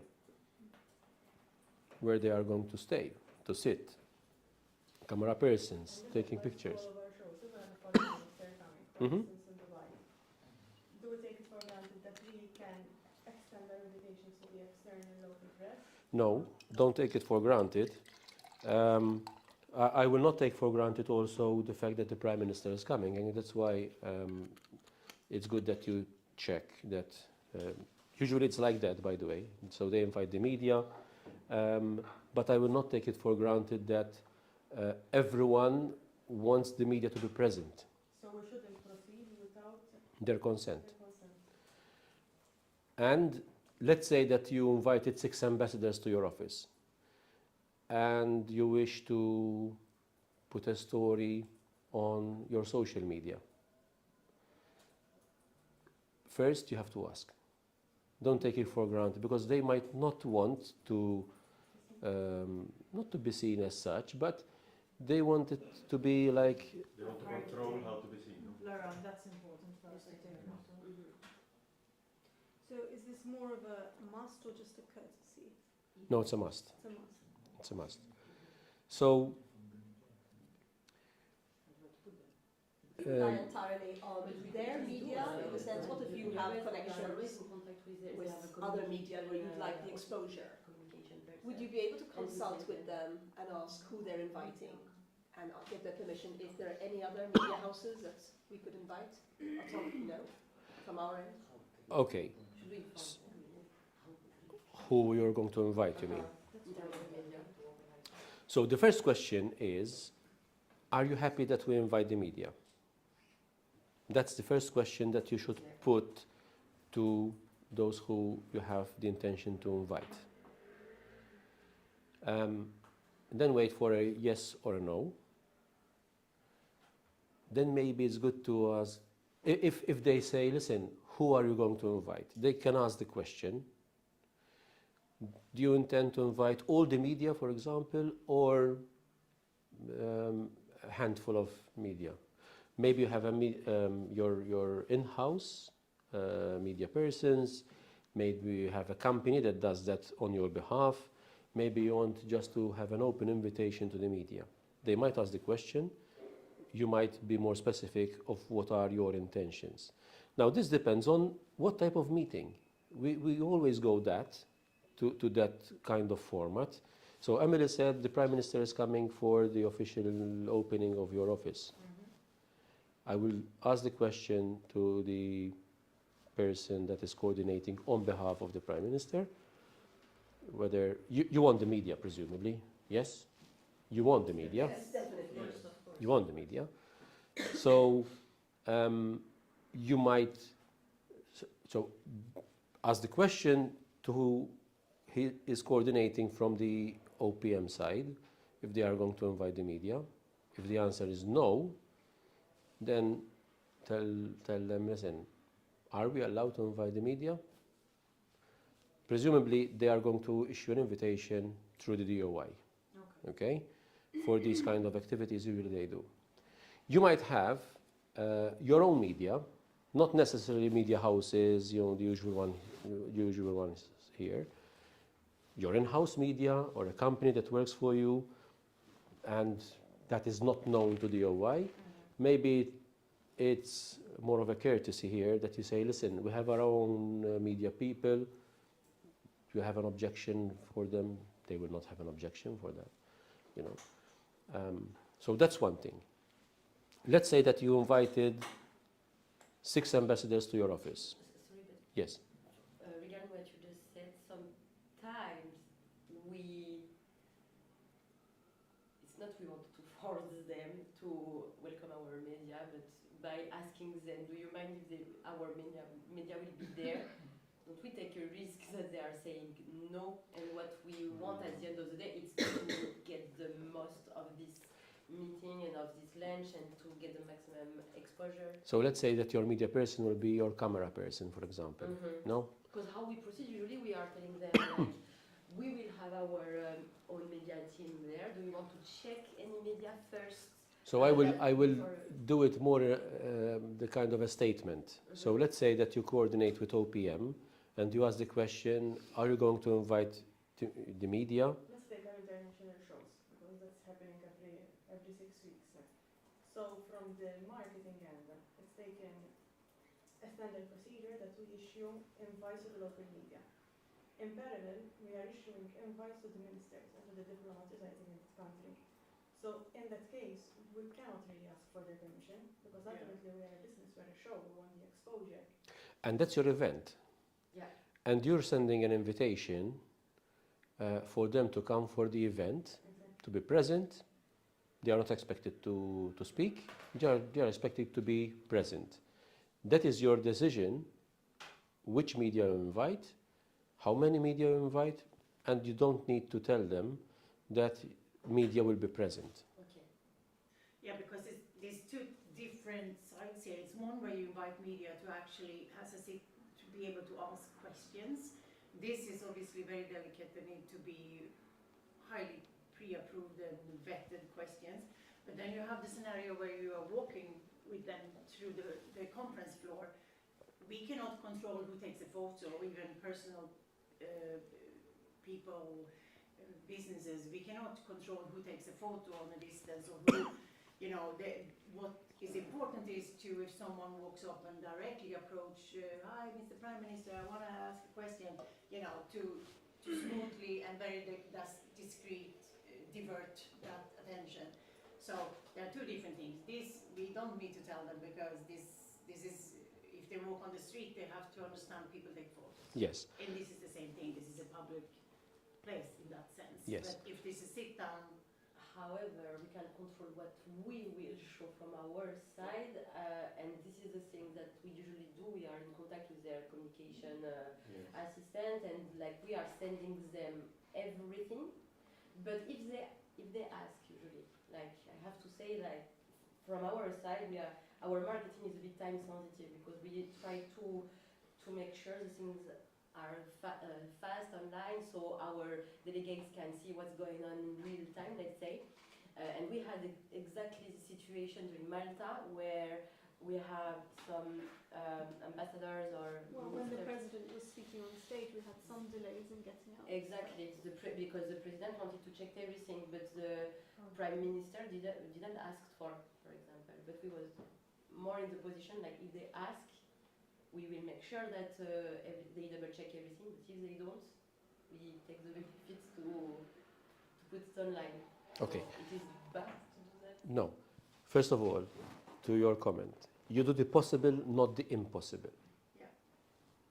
So let's take Abigail's example where you have this big event, your event, and you are inviting different personalities. You're not going to check with each and every individual personality that you're inviting whether they are happy or not with media and with which media, for example. You don't do that.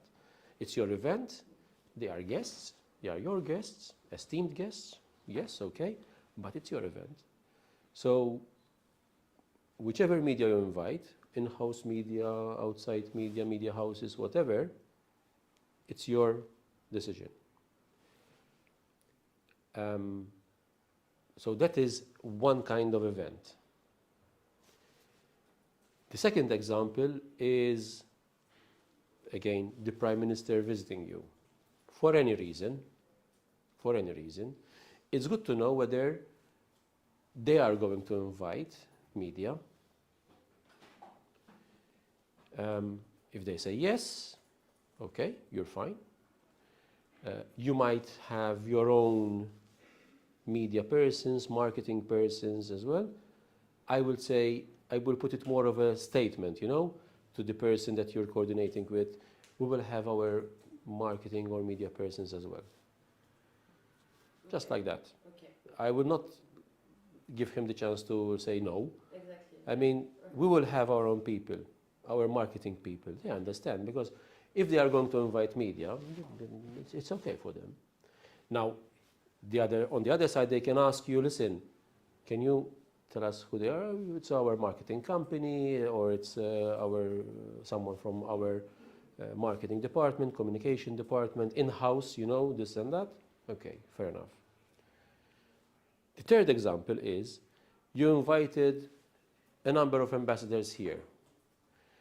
Is it going to be an in-house meeting, or do you want to externalize the fact that you met with a number of ambassadors? Now, even the level of media, what do I mean? Is it going to be an official press release addressed to all media houses and you send it to all media houses? Or is it going to be just a picture posted on a specific social medium,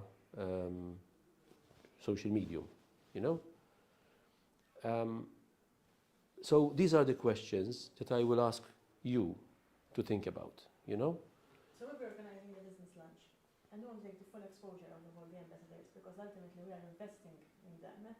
How appropriate it is at the end of the lunch to approach them with a microphone, an internal microphone from the internal team, and ask for their comments, because Sigma is also a media company, aside from being an events company.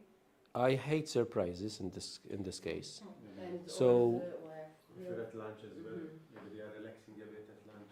Maybe, and also I would like to say something about your previous comment as well. So let's take the example that you organize the big roadshow and big event with, like you did here in Malta as well, and you're going and you do in other parts of the world.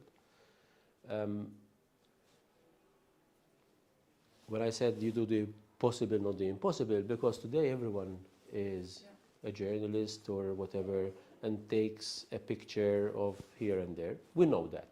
The Prime Minister knows that. Everyone knows that. Okay? Now, what you are in control is that if your people, your media people, take a picture, please make sure that your guest, you see, is well presented.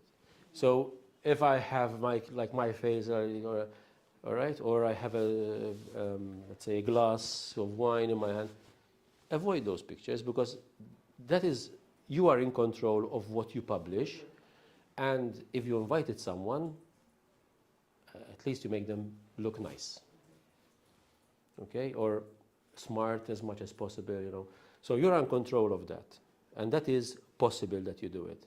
The impossible thing is that if someone else is invited and he takes a picture with his mobile phone of someone else, that's not your fault, because you're not in control of that. It's another person who was invited or this and that took that picture, and maybe he published that picture as well, But what you are in control, make sure that you act fast, because I know that it's important for you to act fast, but at least see that your guest is well presented on your media, that you are in control, Now, that will be on a social media. Do you want to issue a press release? If the Prime Minister is coming, they will take care of the press release.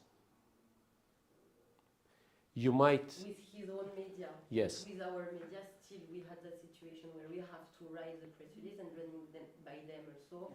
They check exactly. Yes. So, the Prime Minister, his media team, whatever the OI who is present there, will write the press release. Now, if you want to do, not just publish a good picture, but also a write-up, you might need to share that write-up with the media people.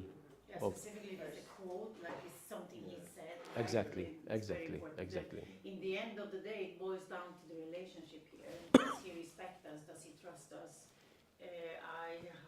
My experience feel like if they do that, they're a little bit more open to, yeah, it's okay, you can write that, it's fine, But if they don't yet respect us, not yet has built that relationship, you need to step a little bit more soft. Most of the time, it's not the Prime Minister himself, No, but it's his the staff. secretary, yeah. Okay. This is not forget that is a very important person to be Yes. good with. So. And this applies to all countries, so it's taken standards Yes. to have a Yeah. minister. Yes. And With media, I would play safe. So ask the questions, like I said to Emily's question. Ask the question whether media is going to be invited. You will have your own media. Make them know that you will have other people there, not just those who they invited, but your own people as well. If they want to know more information, you give them that information. They will issue a press release. If you want to have your press release or your write-up on your website here, there, or whatever, you might, or they might ask you to share it with them, especially, as you said, if there is a quote. If you're just going to say, today we were pleased to have with us or among us the Prime Minister and the President's picture, that's a one sentence. But if you want to say, listen, and he said, open quote, that maybe it needs to be checked. Even if it is an ambassador. Now, that's one. Ambassadors usually do not give speeches publicly unless they're instructed by their boss. We're having that situation, right? We are giving speeches, giving interviews. Now, I did not answer your question where you said you have a business lunch, and then at the end of the business lunch, your media people come in, What were your impressions? Don't do that. If you want to have a comment from them, ask them beforehand, not necessarily when you invited them. They might come into the room for the event, for the business lunch, and you tell him, Your Excellency, will you be happy at the end of the meeting to give a comment, for example, on your impressions, this and that? No pressure, you know. If His Excellency says, no, don't put pressure. If we want to maximize our chance to get a comment from them, maybe better to send them before that lunch the question that they will get asked for, to have a proper plan, and then that during this time we'll dedicate this time to collect comments from you. Would you like to? This is very, very good. So, as I said, diplomats, politicians hate surprises. To be honest, They need to be prepared for it. It's really close to how we are dealing with VIP that we can have, like ever the football star that we had during. It was exactly that same process, and they was asking exactly for everything, that step that you was mentioning here, that we had Ronaldinho, for example, during Malta, and it was exactly the same. So it's pretty close. So imagine if a footballer requests that, let alone a politician or a diplomat. Mm-hmm. Okay? Even because what they say, they have an audience. And it's different from your audience. Link one with the other. So let's say that you are inviting a number of ambassadors for a business lunch. You're sending an email or a formal invitation. Today, an email is accepted as a formal invitation, by the way. You might send it to their staff, not to them directly, even if you know the context, but it's more polite to send it to their staff, you know. And then, if they accept, you might send a formal invitation to them. It depends, you know. But let's keep it simple. You send an email, and in the email say, you give the details, it's a business lunch, it's going to happen on this day, this place, at this time. Now, then, you might say, we wish that at the end of the event, at the end of the business lunch, we wish that you will give your comments about the event itself, or about what you will hear from us, or what you think, you know. And if you want even to make it a bit easier for them, will be the question that you will be asked at the end, if you wish to give that. Then you receive feedback on that. So no surprise whatsoever. He or she knows that at the end he or she might get a question, and they also know the question. So then you have to make it, pay attention at the background where you will ask the question. Pay attention if there is a glass of wine. So if they are seated or not, it's not nice that they are seated. You know, the usual things. So no surprise there. You can ask beforehand, or otherwise, if you did not do that when you invited them, you can ask them before you start the event that towards the end of the event, you wish to ask this question on their impressions. Now, my take will be that a politician will accept, a diplomat will think twice. Because a politician is more his own man, as we say. A diplomat might be a bit more, you know, I have to refer to head office and I don't have time to, we need to make this request, this, you know. So that's why even more important to plan ahead, yes, plan ahead. And usually, would I be right? I mean, I've had my share of interviews, I'm not a diplomat obviously, but I personally used to refuse an interview after having, you mentioned wine, after having alcohol. So, for example, if it was me, I would tell you, if you need to invite me, and I know that there is alcohol, like there is wine, I would tell you to do the interview before. Because I wouldn't then feel comfortable doing an interview if I had a glass of wine, for example, because it could be that I give You will not be in 100%. What happened? What happened? Uninhibited. What will happen? I mean, if you have a glass of wine, sometimes you're having fun, then you relax, and then it's not necessarily the kind of reply I would give you if I did the interview before. Because then I relax, I'm also having fun, and I'm not necessarily in the mood of giving you an interview after having a glass of wine. Mhm. To be honest, I would stay away, because then would I go home and I said maybe it wasn't exactly the wording I wanted to use. Yes. So Yeah, but if you want his or her comments on the outcome of the business lunch, But so then, it's then that's why, as the, I mean, it would make sense to inform them before. yes. That's Then it's up to them to control themselves, you know. I will tell you a story. I met Minister Lavrov in Moscow years ago.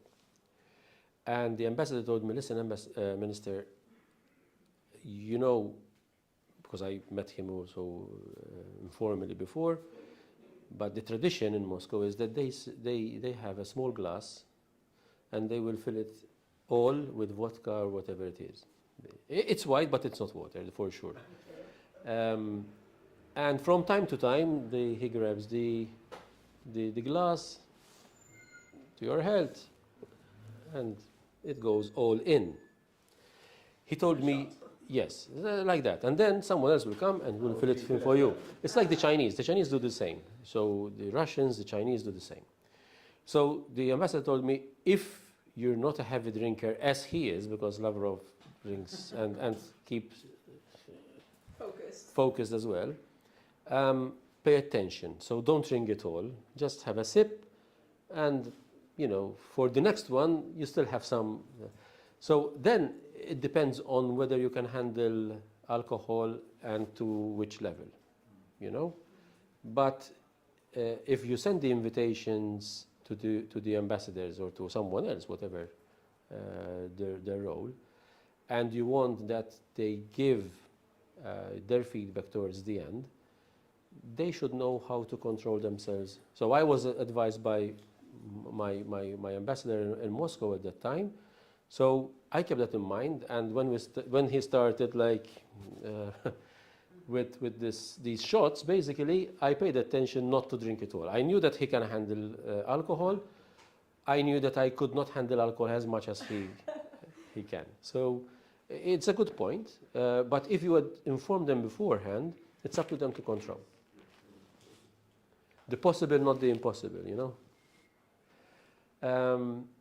So it depends on which media you're going to post. What are you going to post? Is it just a nice picture? Even there, ask the question beforehand. Even if the picture is perfect, they might not want that it goes in the media that they met. So even just a picture without saying anything, media, be careful on that.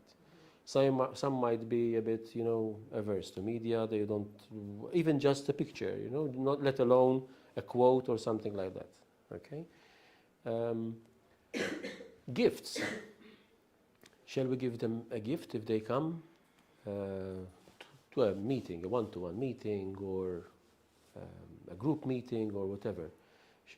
It depends on the gift. I mean, if you're going to give a very expensive gift, some might get offended. It depends on the culture. So know the background. Even in business-wise, in France, it's very bad. It's really not a good thing. We don't do gift anymore, even if it's more pricey. We have, this is something I wanted to ask you about. We're holding a luncheon in Dubai, about 80 ambassadors and diplomats, like a mix of them. And we were tasked with handing out little gifts to every single person attending this luncheon. Now we're in Dubai, but I don't assume they're all from Dubai. We have a mix. What do you suggest we give? Because we were thinking maybe something cute, like Maltese style, like a tile, or something very traditional on one of our Sigma books. Is that appropriate, or is that...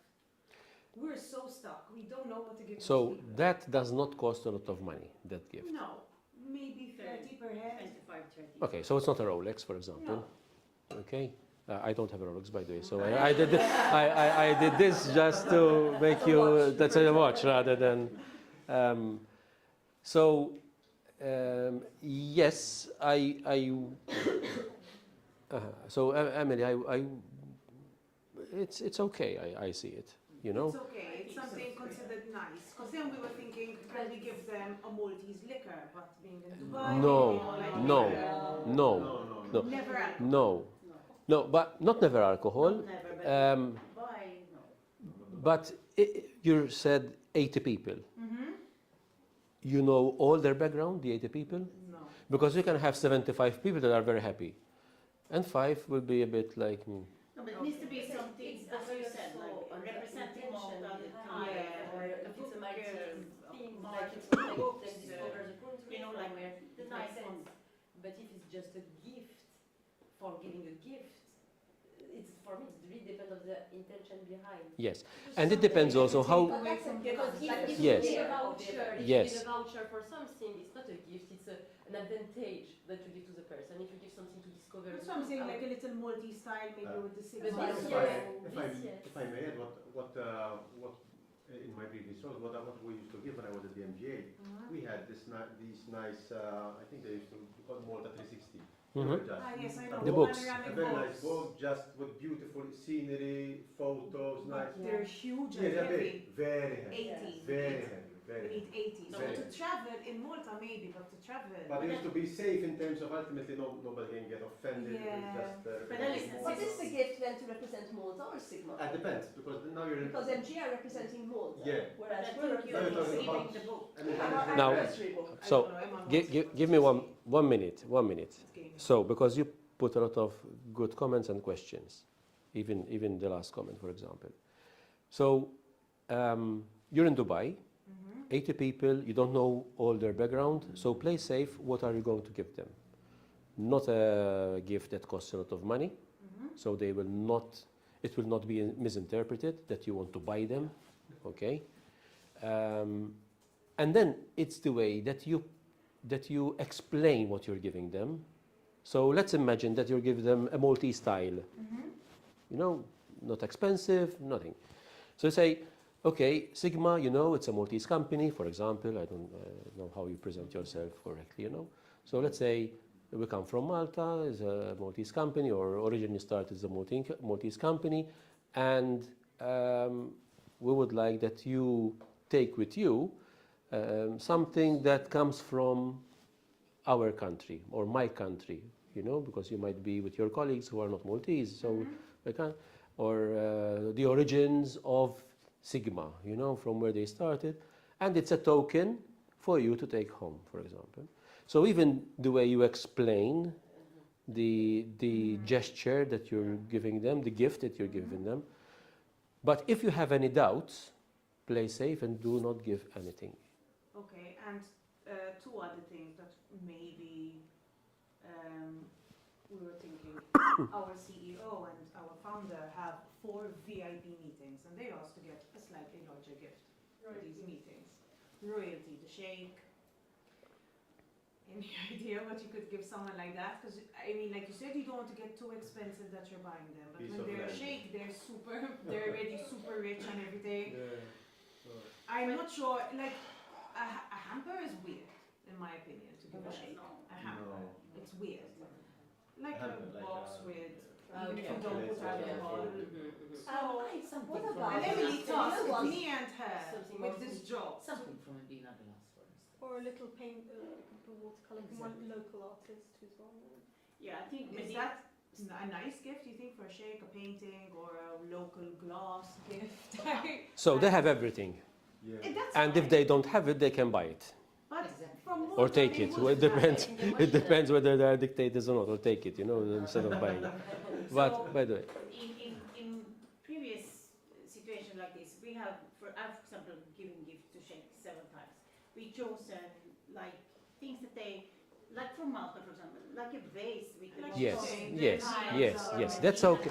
That's I see. Famous, That's I can live with that because you're giving something local, which they can't buy. artisan, you know, Maltese company, something you more. package it nicely rather than making it expensive, because this expensive for them doesn't exist. No, it doesn't. No, I mean, So it's just like a packaged nicely, like this is a vase with the tile or whatever, you know. They appreciate so much. They Mhm. are Yes. actually very down to earth when it comes to these things Mhm. because they are filthy rich. So Yes. they And can it's buy something whatever they local. want. It's some, and how you present it. It's something Yeah, local, it's unique. you know, doesn't cost a lot of money. Yeah. Okay. They have everything, so No, it's an emotional gift. It's a gift with intention, right? This is what it's all about. yes, Yeah. good, yes. And one other recommendation, which I personally think might be strange, but I want your opinion, is giving Sigma merchandise. That's the marketing material and information. It's the last point like, here. would you give a hoodie or something to a diplomat? To me, I wouldn't. No. No, But no. you came to me and no. said, Emily asked for merchandise, Yes, and I Sigma took it. merchandise, like for instance, Stephanie Borch items, and you put the logo on them. And Ah, okay, not like our merch. Yes, Yeah, yes, yeah, no, yeah. That's weird. no, you buy So, something, What I put here is Sigma socks. it's Here's a hoodie. marketing material or information. Okay. Shall we share with them material or information about the topics discussed? Because I put it in a way that it's following a meeting, for example. But let's say you have these big meetings that Abigail referred to, and you invited hundreds.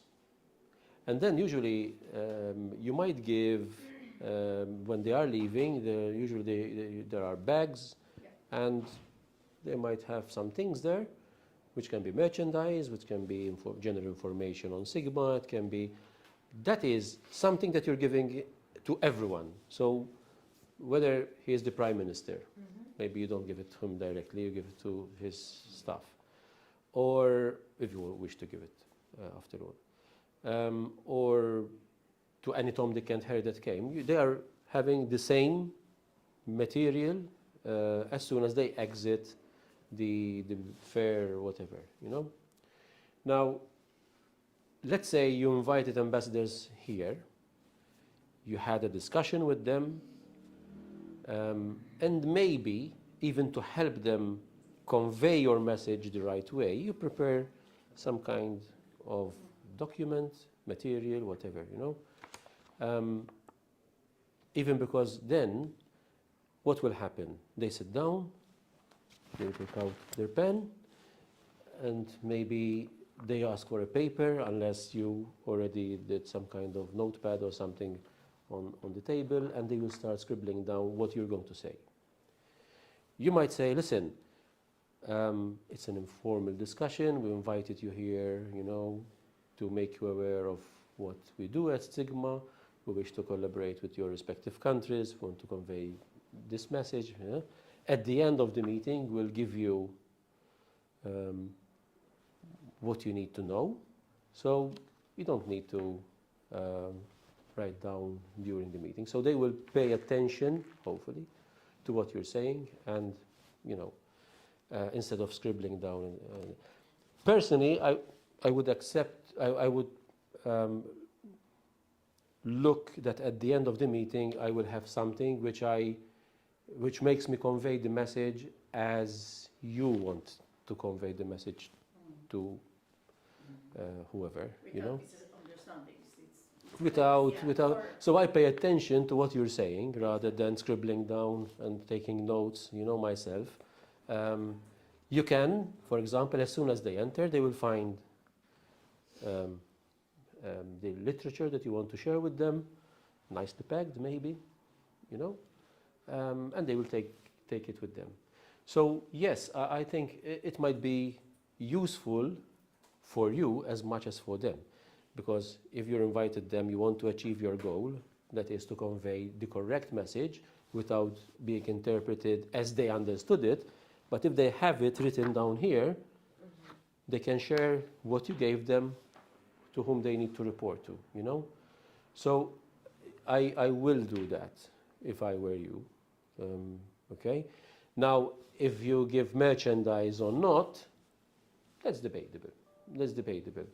I don't think that they will get offended if they receive gloves or, you know, at times we even at ministerial meetings or parliamentary meetings, they share things, small things like, or a hoodie or whatever it's called or whatever. if it is a cold place. If you give it here, they might. In Canada, they can give you, you know, once I received a scarf, red, whatever it's called, this one, it's put in your head, and red mittens, without fingers actually. So, but in Canada, and it was very cold, so I found those convenient actually because I used them.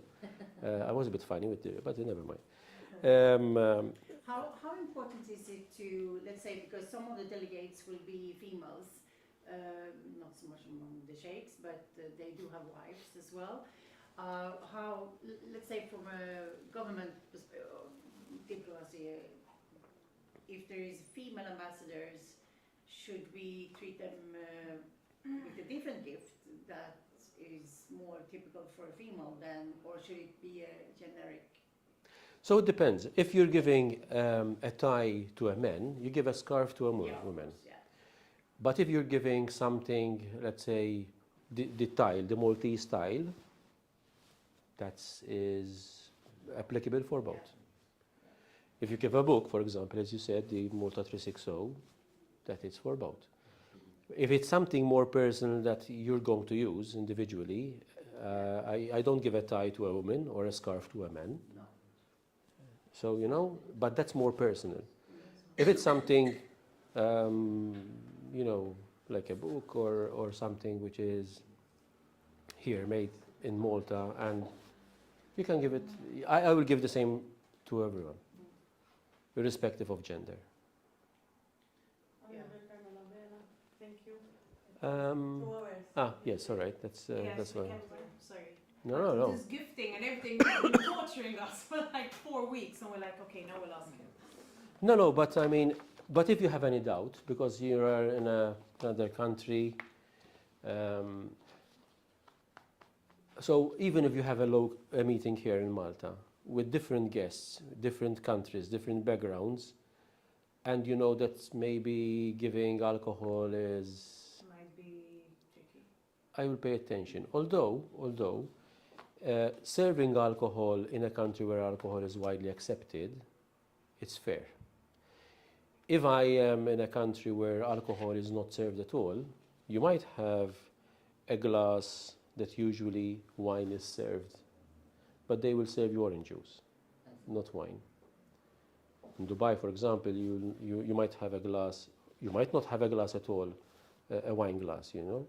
But if you have a wine glass, they will not going to serve alcohol in it. They will serve juice, for When we used to example. have the sheikhs coming, they would say, listen, it's fine you serve alcohol to the other guests, but on our table, no alcohol allowed. Yes, So that's- we would that's- always prepare the table Yeah, without- exactly.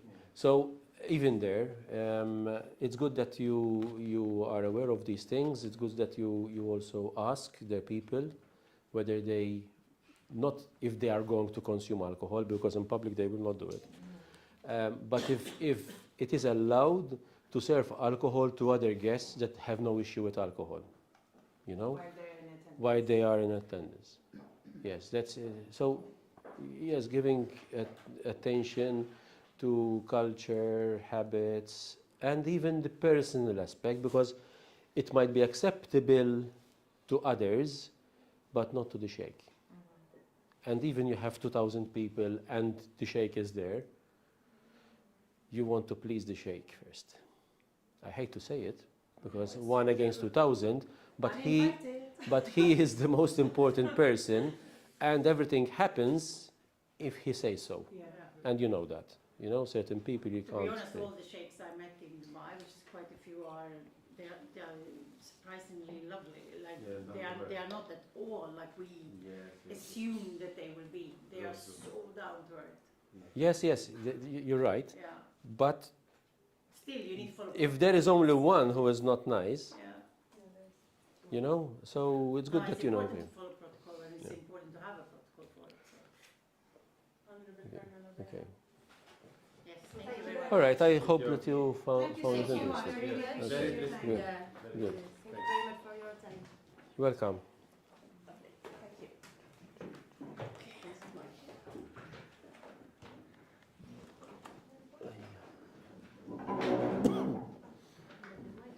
ايوه مش نطلع بيه.